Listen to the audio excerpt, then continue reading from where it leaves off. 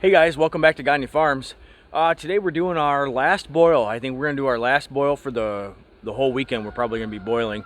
We got our RO system set up, so right now we're just boiling down some of our RO'd sap, and we're going to take you along and show you how that goes.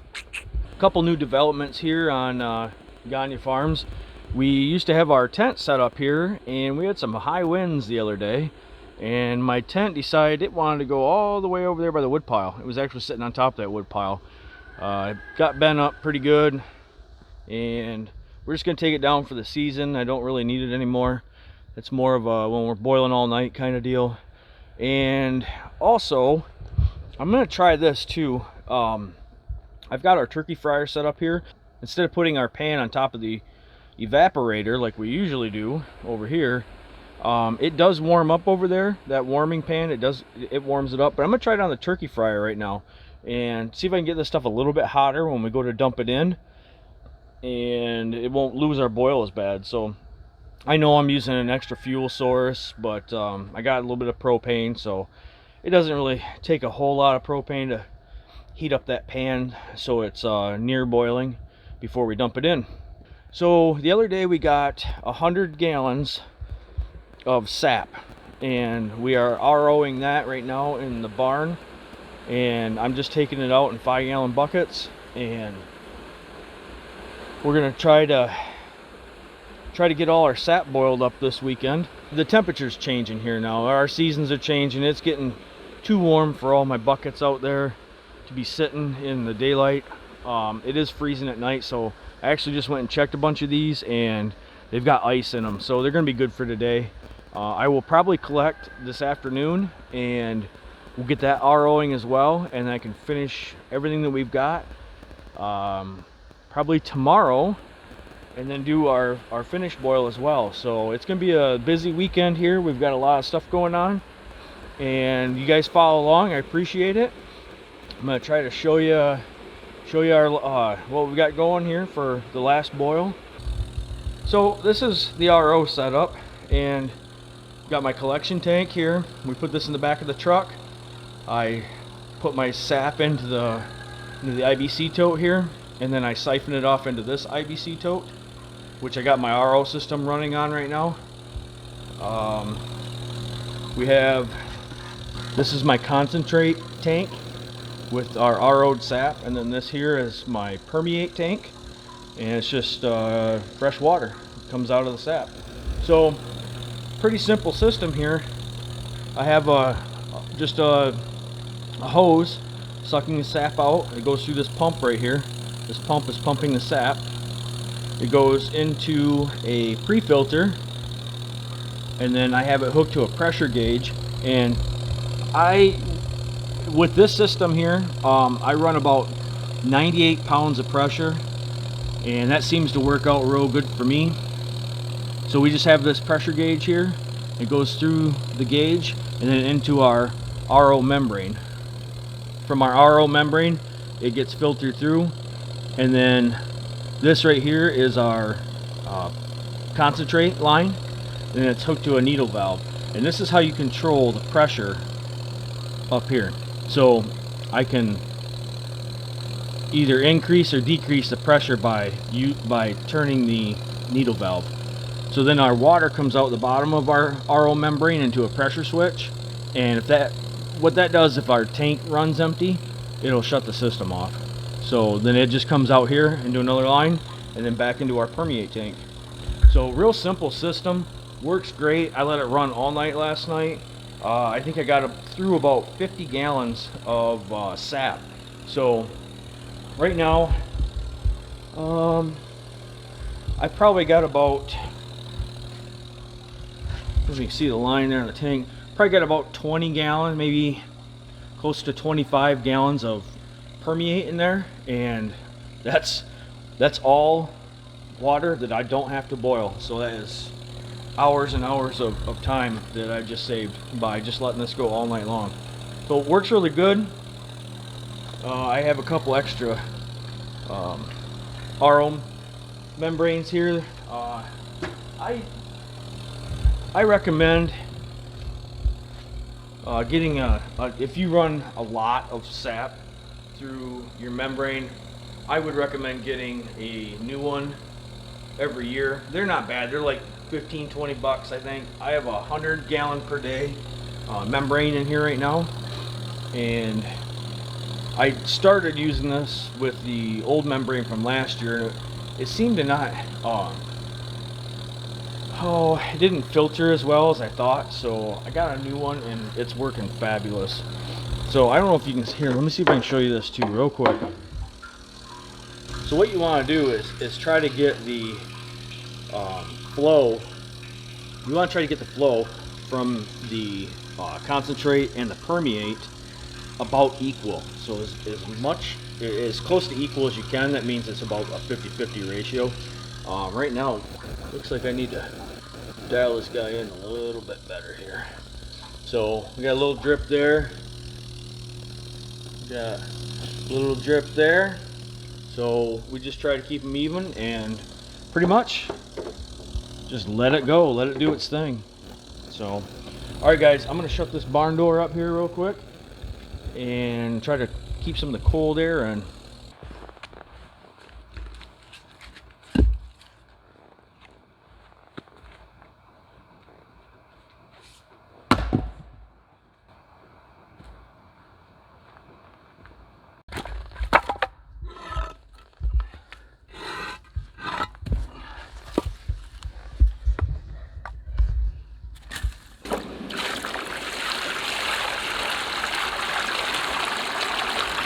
So I just want to show you guys a couple pros and cons here to this setup. This is our 3rd year of using this evaporator, and it's just one I built. And the reason I like it is that you can fit a lot of sap in here at once, and you don't have to, like, instead of using buffet pans, you don't have to keep transferring or adding and adding and adding. You can kind of fill this guy up and let it go.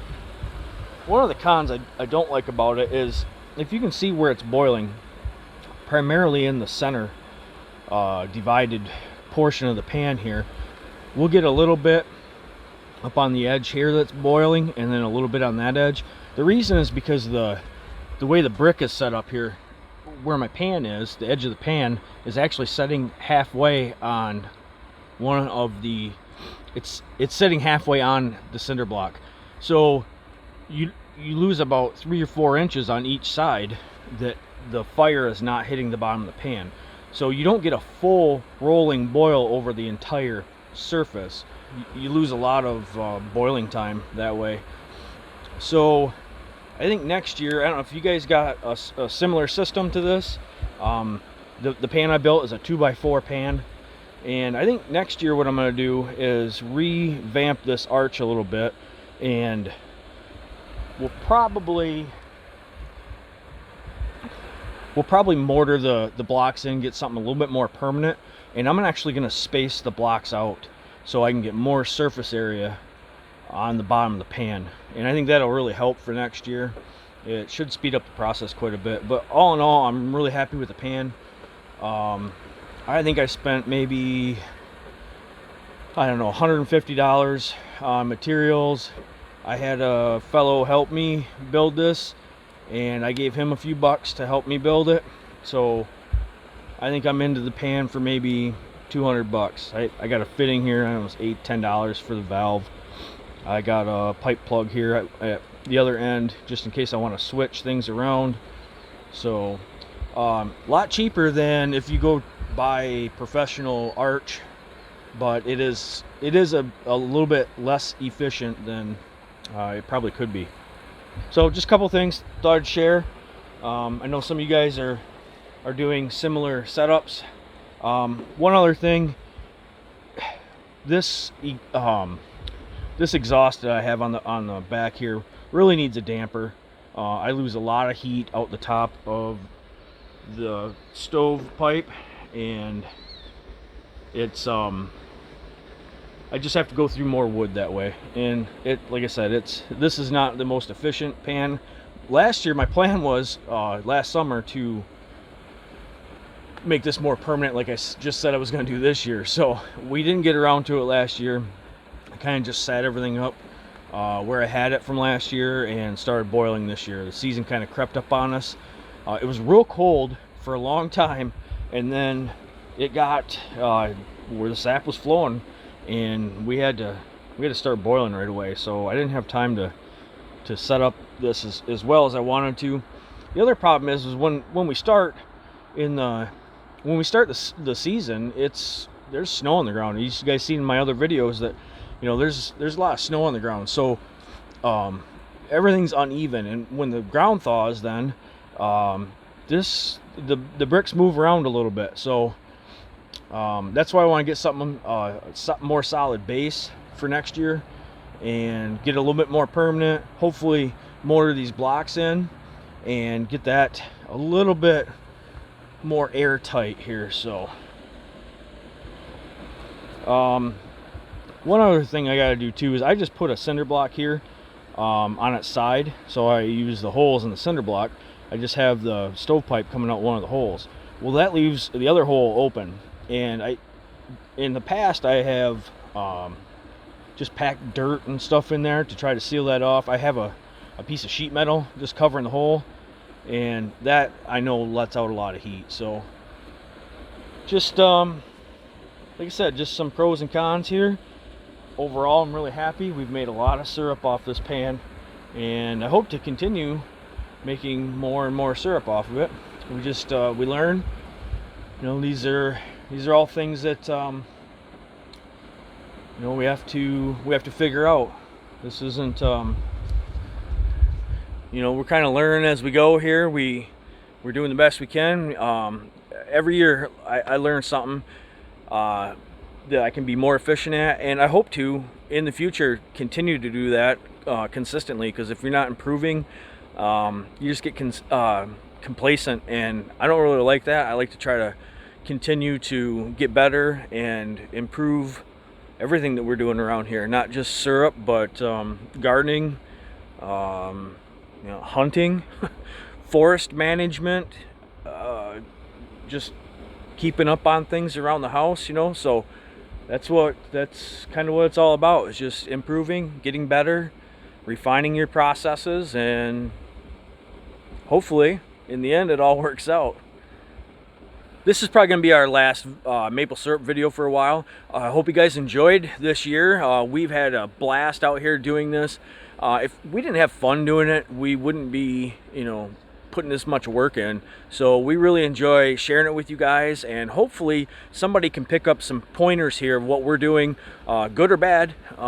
It's like I said, it's all a learning experience. So we've got lots of stuff coming up. The weather's changing, it's getting warmer out now, and we're getting ready for gardening season. So we really hope to expand our garden this year. I've got a lot of starts going on inside, and I'm going to show you guys that and kind of some of the changes that we're going to be doing with the garden. We're going to be expanding it a bit, and we've also got we've got our own compost now, so that's great. We're going to start putting that on our garden and trying to improve the soil quite a bit. We're going to be pretty busy around the homestead and trying to keep up with the gardening things. We've also got meat chickens coming, and we're going to show you some of that, and we're going to be incubating some more eggs for our layers. We're going to get a few layers going here, just keep populating our flock and improving that as well. So you guys stick around if you like this kind of content. I appreciate it if you've been around this long with us here, and we really enjoy all the interaction we had with you guys over the last few months here. It's been great, and we're going to keep doing this. So if you're not sick of us by now, that's great. Stick around and we're going to continue. So, hey, we'll see you guys on the next one.